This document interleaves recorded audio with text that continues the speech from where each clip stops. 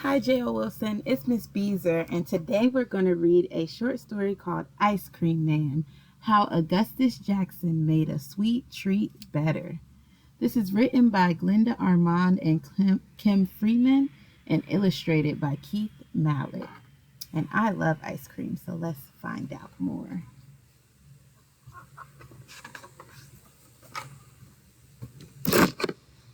On a hot summer day in 1850, Augustus Jackson's familiar voice could be heard from a block away as he strolled down Philadelphia's cobblestone streets.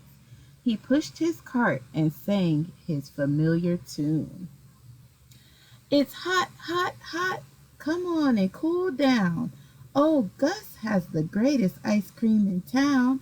Got lots of flavors, so take your pick. Step right up and have a lick.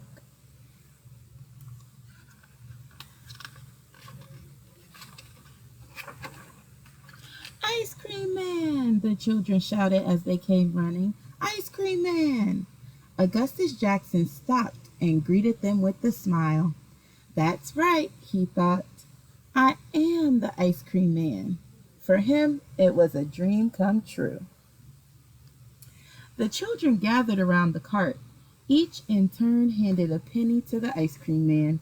He spooned out his sweet treat and remembered how his dream began. Augustus Jackson was born in 1808 in Philadelphia, Pennsylvania. At that time, most African Americans were enslaved, forced to work under cruel conditions for no pay. But in Pennsylvania, slavery was against the law.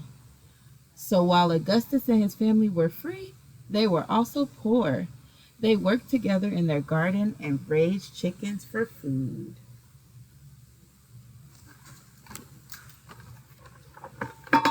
Augustus enjoyed helping his mother cook for his brothers and sisters. Soon he prepared entire meals. His family praised his skills. Why, Gus, you could cook for pay. Could I? Gus wondered.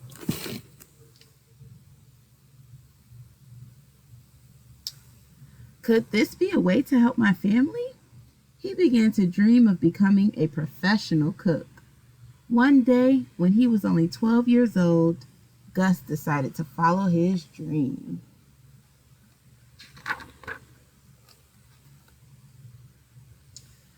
Gus said goodbye to his mother, brothers, and sisters and hitched a ride with family friends who were on their way to Washington, D.C. They knew of a place that could use Gus's cooking skills.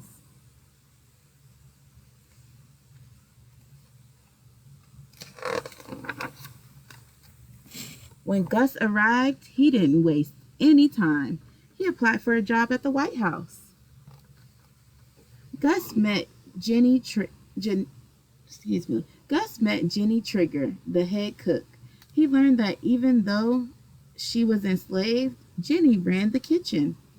Jenny took a liking to Gus and hired him to be a kitchen helper. Work hard, Jenny told him, and I'll make you a cook. Yes, ma'am, said Gus, and he started work the next day.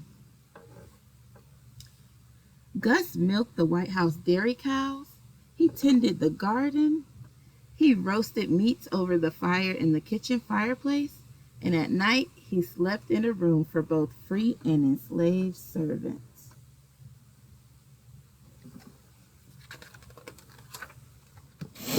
Five years later, 17-year-old Gus had a new job. He was a cook. His dream had come true. Gus became an expert at making a cold, sweet pudding with eggs and milk. It was called ice cream, and it had been a favorite of presidents since George Washington.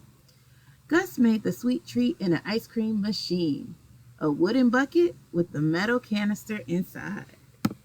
That's the ice cream machine that he was using to make the ice cream. Making ice cream was a slow process.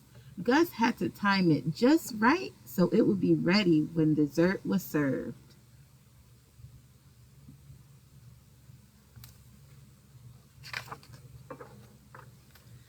The delicacy brought smiles to the faces of the rich, important White House guests. Their smiles grew even wider when Gus created a new, lighter mixture without eggs. One day, while preparing a special dinner, Gus asked Jenny, "Why should only the fancy dressed people enjoy ice cream? Why not make everyone smile?" Now Gus had a new dream. He would make ice cream for everyone. At the age of 22, Gus said goodbye to Jenny and his friends at the White House and returned to his hometown to embark on his next adventure.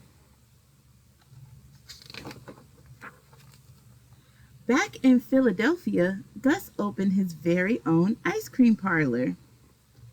In the White House, the guests ate Gus's delicious delicacy right away.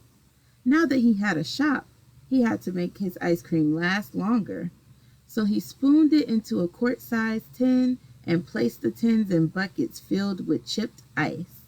Then he set the buckets on a big block of ice. Customers crowded inside the parlor to try Gus's one-of-a-kind ice cream flavors. Sometimes Gus brought the ice cream to customers.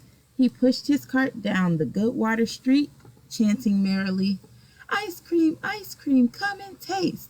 Get it for it melts, no time to waste. Strawberry, mint, and vanilla too. Step right up, try something new." Gus sold all the ice cream he could make.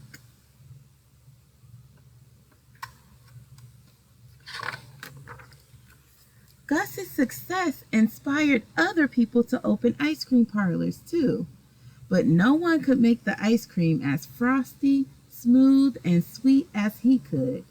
So Gus had an idea. Why not sell his ice cream to the new shop owners? He would do just that, but he would have to invent a way to make his ice cream faster, and he had to make it last even longer. One day, Gus made his ice cream the same way he always did. He poured the ingredients, sugar, cream, and one of his tasty flavorings, into the ice cream machine's metal canister. Then he took the lid, which had a paddle attached to the inside, and tightened it onto the canister. Gus placed the canister inside the wooden bucket. Next, he filled the space around it with ice. But on this day, in 1832, he added something to the ice, rock salt. Then he twisted the canister's handle, back and forth, swish, swish. The paddle whipped and spun the mixture. Soon, Gus removed the lid. Inside was his famous ice cream.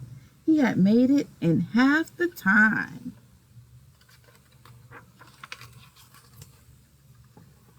Gus had discovered that rock salt made the mixture freeze more quickly, and the sooner it froze, the faster it became Gus's great tasting ice cream.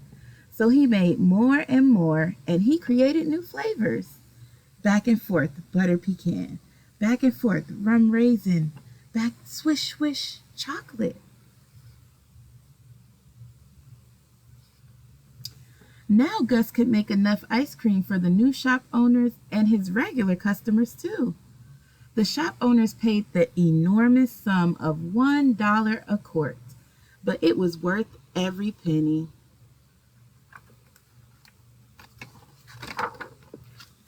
Folks in Philly ate it up. One of Gus's dreams came true when his whole family came to work in his parlor. They packed his ice cream in rock salt and ice, and they sold it near and far. They shipped it by train to New York City, which was 100 miles away, and it didn't melt.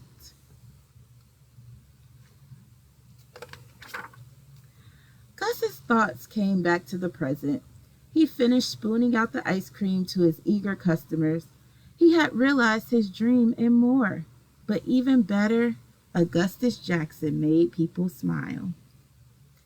Philly's original ice cream man continued on his way, singing, ice cream, quite a treat. Come smile a while and beat the heat. Try butter pecan, rum raisin too. Got a sweet tooth made just for you. And still today, who can eat ice cream without smiling?